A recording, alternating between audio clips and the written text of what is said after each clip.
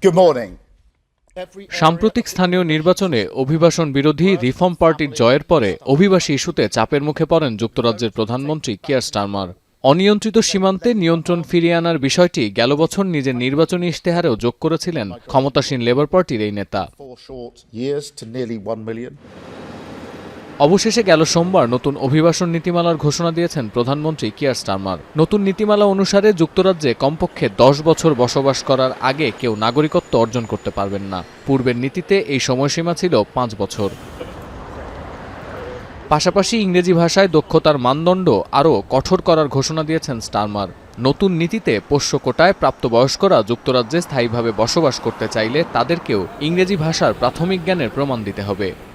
Every area of the immigration system, work, family and study, will be tightened up so we have more control. Skill requirements raised to degree level. English language requirements across all routes, including for dependents. The time it takes to acquire settled status extended from 5 years to 10. প্রধানমন্ত্রীর এই ঘোষণায় অভিবাসন বিরোধীরা সন্তুষ্ট হলেও এ নিয়ে বিভাজন আছে।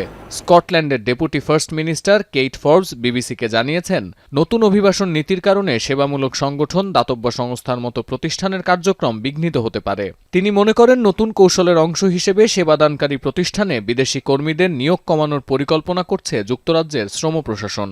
চলতি বছর কম দক্ষ কর্মীদের ক্ষেত্রে 50,000 ভিসা কমানোর লক্ষ্য হাতে নিয়েছে প্রশাসন, আর এতেই চটেছে কর্মী সংগঠনগুলো।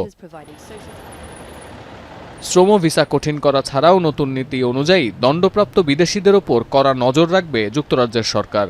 দেশটির স্বরাষ্ট্রমন্ত্রী ইভেট কুপার নিশ্চিত করেছেন, নতুন নীতিতে যুক্তরাজ্যের মাটিতে কোনো বিদেশি নাগরিক ফৌজদারি অপরাধ করলে তাকে নিজ দেশে ফেরত পাঠানোর বিধানও যুক্ত করা হবে। এছাড়াও আন্তর্জাতিক শিক্ষার্থীদের কাছ থেকে বিশ্ববিদ্যালয় কর্তৃপক্ষ যে টিউশন ফি নিয়ে আসছে তার উপরেও কর আরোপের বিষয়টি বিবেচনা করছে স্টারমার প্রশাসন।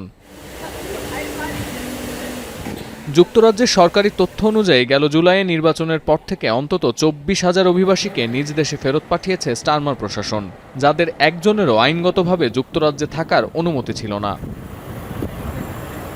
সতীর্থ কর্মকার, এখন বিশ্ব।